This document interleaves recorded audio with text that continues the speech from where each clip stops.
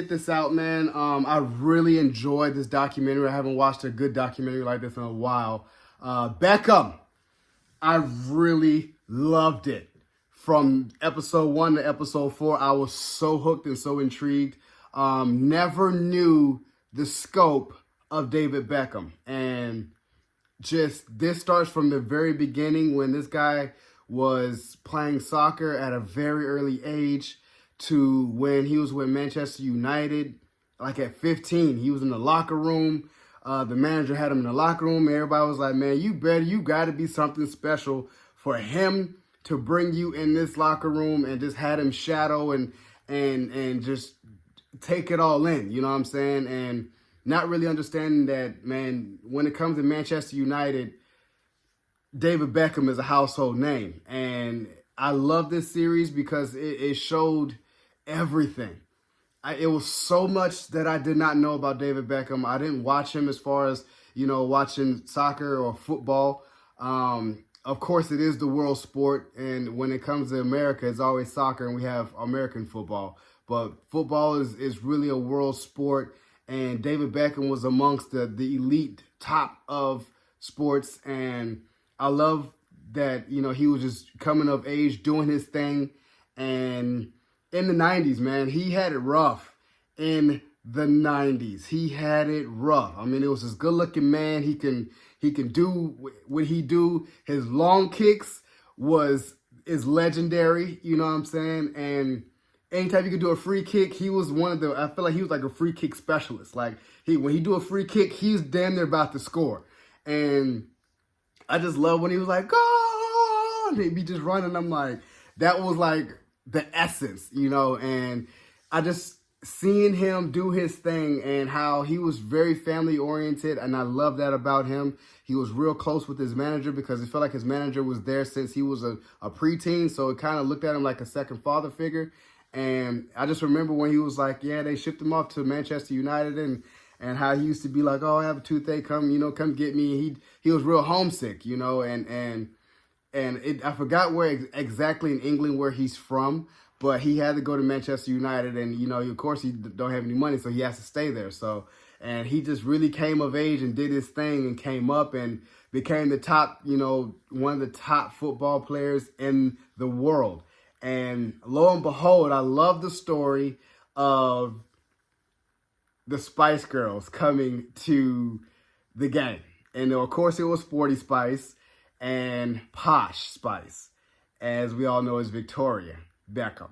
And I love that story where, they talk about when Sporty Spice's family loved Liverpool and they were going against Liverpool and Manchester. And everyone was fond of the Spice Girls back then, of course. Even his teammates, David's teammates was like, man, which one you will marry? And he was always like, Posh Spice. And, I was like, she was the cool one versus everyone else. And when they were like, yeah, the Spice Girls are here, he was like, which ones? And he was like, Sporty Spice and Posh Spice. He's like, oh, nice. And, he came out there and whooped ass. You know what I'm saying? He really was out there, took care of business. And I forgot how they kind of like linked up, but it was just like, he just really was like happy and enamored. One thing I did not know about him was that he was just drop dead, fell in love with Posh Spice. And he was just like, oh my gosh, in awe and like he needed to have her. He needed to see her. And wasn't really that, womanizing type of guy. He was just always one chick. I just love you. I want to be with you all the time. And the manager didn't like it. The manager didn't like her because of her celebrity status. And she was not that, I'm not going to be a footballer's wife either. So they kept their relationship real private in the 90s. But man, they got scrutinized so heavy. They were almost close to reporting about the Beckhams, about them two were like reporting royalty. And they really had it scrutinized in the 90s. And it kind of got in the way of him playing football because that was what his manager did not want, was nothing should come in between you playing football. And of course it did, because he was very young and attractive, and he was attracted to her. So that's all he wanted was her. So when she was in New York, he'll go out to see her, then he'll fly back for the game and wouldn't play his best game type of thing. So when they got to the World Cup those two times, man, he had it so rough, man. Like, he had it rough. I really want to go back and watch this again because the things that he had to endure in his time, man, it was a lot, to say that it was a lot. He won these different trophies, but he could never win a World Cup, and that sucked for him. And I just felt like when he got to that, I forgot, it was like 98 or 2001 rather, when he got red flagged and the whole country was so against him. So against him. Like, they were so mad. Like, this dude got booed every time he came in, and he had it so rough. The brands came, the money came, oh, he's changing, and it was just a lot to deal with. And, he's young, so it's kind of like, let him grow, let him do his thing, and it was a lot. And I feel like when the manager had finally let him go, he was really hurt. Like, that man was still heartbroken to the current stage, and he went off to Real Madrid and really had something to prove, and it wasn't working because the person that when he wanted to go there already had a position. He was really, really good, and David had to play the other side. So it's like he never played the other side, so he kind of playing like the last leg. I don't know how soccer works or football works, but he had to play that the last leg, and he wasn't really good at that. But they worked it out. And he was like, he had to prove himself, did his thing, and they started rolling. And I was like, but the thing about Real Madrid was Victoria didn't want to take the kids, and she didn't want to go. And especially they got scrutinized with her saying that she didn't like Spain, that it smells like garlic. So she stayed in London and in England rather, where, she just was like, it's all about the kids. And like, they had a big misconception about me not wanting to be there. But so when he was at Real Madrid and when he lost and when he got scrutinized, the only thing that he had in England and Manchester United was he could always go home to Victoria and the kids, and he was fine.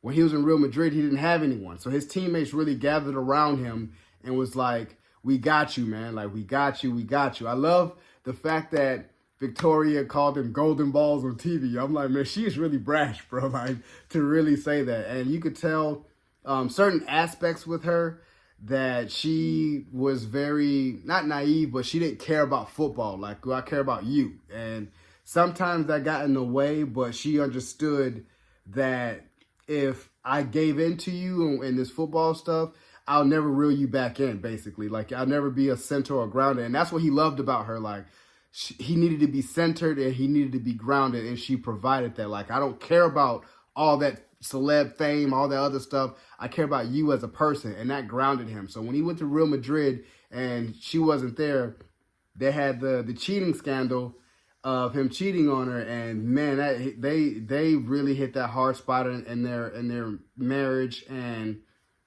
she worked it out. They worked it out, and that was really, really tough. And when he was kind of like going back and forth to LA, the manager of Real Madrid was like, you talking to other teams, you're gone. So they benched him. They sat him out, was like, man, you talking to, like, I'm not having you on my team. And then, so he was gone for like, a month, 2 months, something like that. And ended up signing with MLS a mega deal to come play in America and LA for the LA Galaxy.